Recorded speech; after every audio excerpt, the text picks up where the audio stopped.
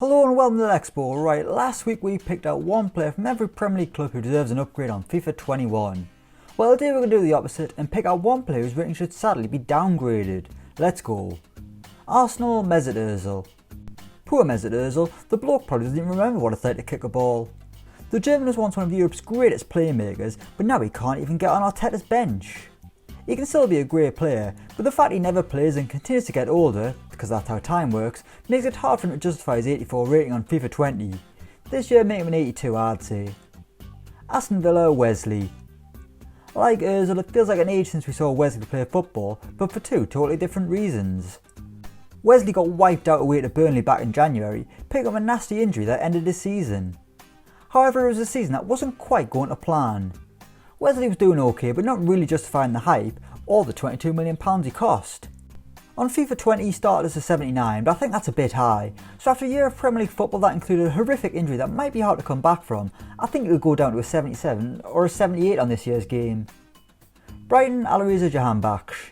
75. Really? I mean, I know he scored that overhead kick at the start of the year, but that's literally all he's done in a Brighton shirt. Despite the money spent, he's not been worth it at all, and his rating should go down to a 74 in FIFA 21. I mean, ideally Brighton should sell him before it's too late, but who am I to tell Graham Potter what to do? Burnley, Westwood. With all the respect in the world to Westwood, how on earth did he start last year's FIFA as a 77? I'm sure he's a sound enough guy, but I mean, come on, I'm not really sure what he does to deserve that rating. I was about to say the only thing I remember him doing was score a wonder goal against Stoke years ago, but that wasn't even him, it was Matty Lowton. Chelsea, KEPA ARRIZABALAGA. KEPA can't really catch a break right now, can he? I mean, he can't catch anything for love nor money. On FIFA 20 he was an 84, which makes him one of the top keepers in the Premier League, the best outside the upper echelon of goalkeepers. But even an 84 is over the top of the minute, the Spaniard just isn't up to the standard at Stamford Bridge, and that's even before you consider the whopping price tag. Get him down to an 82 for FIFA 21, come on EA. Crystal Palace, LUKA MILIVOJEVIC. I think EA were like all of us, they got sucked in by the penalties and the free kicks by LUKA MILIVOJEVIC. They gave him an 81 on FIFA 20, but I think we can all agree that's probably a bit high 12 months on. Maybe an 88 a push, but I think 79 would be a bit more accurate. Sure, he's a set piece whiz, but what else does he bring to the party in the past year at Selhurst Park? Everton, GYLFI. I could have picked a few from Everton, but the one I decided to go with is GYLFI.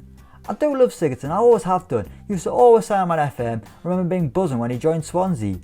But on FIFA 21 his rating should be lower. On FIFA 20 he was an 83, but it's been a rough year at Everton, which maybe suggests his time at the top, well not at the top but you know what I mean, is coming to an end. I think an 81 or an 82 might be a bit more appropriate, but it will be interesting to see how he does for Everton this season. Fulham, FABRICIO. Whether you want to call him Fabrizio, Fabri, whatever, no matter what his rating's going down for FIFA 21. He was one of the many goalkeepers Fulham bought last time they were in the Premier League, and while one is in the Champions League final now, the other is back at Craven Cottage after a relegation season with Mallorca. He was a 76 on FIFA 20 and he's got to be lower this year. Leeds United, Barry Douglas. No idea who I was meant to pick here, all the Leeds players should go up they were that good this year, yet their ratings a year ago were so poor. I've got to pick someone though, so I'll go with 73 rated Barry Douglas, who didn't play too big a role in the promotion charge, and now there's talk he might actually leave for Celtic. Leicester City, Wes Morgan. Picking someone for Leicester is tough too, as their squad's mainly made up of young players who are on the up. But Wes Morgan's there and still clinging on, starting FIFA 20 as a 75 and a pace rating that makes him one of the slowest players on the game. And sadly for him, I think something lower beckons on FIFA 21, and he doesn't need me to tell him his best days are behind him, does he? Liverpool, SHAQIRI. Liverpool are pretty much perfect this season, but SHAQIRI spent most of his time watching on from the sidelines. He did have one purple patch in his Liverpool career where he couldn't do a thing wrong. Nowadays he doesn't even get the chance to do anything right. FIFA 20 he was an 82, I think that needs to be down to maybe an 81 this year. He's still a talent, but once again he's proven that he can't be the main man at a club. Man City, John Stones. Poor John Stones, he's had a rough time of it lately, getting grief from here, there and everywhere. But he'll know in himself that he's not the player he once was, and at a time he was a real top class centre back. FIFA 21 will likely see him get a lower rating, because 83 is too much for a player that's made so many mistakes in the past 12 months. Manchester United, David De Gea. We've already mentioned KEPA, and David De Gea is another goalkeeper who's been under the cosh in the past 6 months. He's been making loads more mistakes than usual, and people have been talking about his future as Man United's number 1. That might be a bit severe, but it speaks volumes about how worrying his form has been. On FIFA 20 he was one of the best keepers on the game at 89, but there's no way he can justify that this year. He's the best player I think should be downgraded for the new game. I mean, he'll still probably get an 87, it's nothing to cry about, is it? Newcastle United, JOELINTON. I mean, I don't know where they got a 78 to begin with.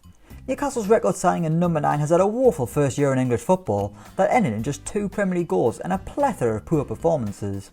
But on FIFA the man was a machine, powerful up top, leading the line, scoring all types of goals, getting better and better year after year. But on FIFA 21 he should be getting worse and start the game as a 76. Sheffield United, Billy Sharp. Picking someone from Sheffield United is unfair because if anything they should all be upgraded. But I've got to pick someone, and when I realised that Ravel Morrison and Jack Rodwell would be leaving, my next protocol was Billy Sharp. He was a 74 on FIFA 20, maybe a 73 could be on the cards for FIFA 21. I don't know, the Blades were brilliant this season, it's impossible to pick someone. Southampton, Sofiane Boufal. The fact Sofiane Boufal was a 77 on FIFA 20 caught my attention because he's got absolutely no end product. Sure, he can dribble up there with the best of them, he's got a wide range of flicks and tricks, but more often than not it doesn't result in a goal or a chance. 75 might be a bit more accurate with the potential to get better, as it is clear for all to see that he's got natural ability. Tottenham, Danny Rose. He might not even play for Tottenham next season, but regardless I think his FIFA rating needs to go down. At the start of FIFA 20 he was an 80 rated left back working under Mauricio Pochettino at Tottenham, but he ended the year at Newcastle under Steve Bruce with his Tottenham career up in the air. No matter who he's played for, he hasn't been particularly great, and a 78 might be a bit more accurate. West Brom, Charlie Austin. A 75 on FIFA 20, Charlie Austin is not the player he once was. Back in the day everyone loved him, he was a poacher in the Premier League who just knew how to score goals. But in 2020 things are a bit different. He managed just 10 goals this season for the Baggies, hardly a stellar tally for a promotion winning side. I'd imagine he'll go down to a 73 or a 74 for the new FIFA. But ah well, at least he's back in the Premier League. It means we might get another one of his infamous rants turned into a cracking Britpop song. West Ham United, Sebastian Haller. 83. 83, not 82 or 84, 83. I can't believe Sebastian Haller was that highly rated a year ago. That makes him one of the top strikers in the Premier League, yet he ended his debut campaign with just 7 goals. 7's not a bad tally for most people, but he costs 45 million quid and is an 83 on FIFA 20. Let me say that again, 83. Get him down to an 80 for FIFA 21, you cowards. Wolves, Roderick, Miranda. We end with Wolves, and to be honest, picking someone from them was quite difficult as well. All the players are quite fairly rated, so I've had to go into the dark depths of the squad and dig someone out. And that man is Roderick Miranda. A 70 at the start of FIFA 20, will anyone be really upset if he enters the 60s for the new game? I bet most Wolves fans are trying to forget he's even their player still.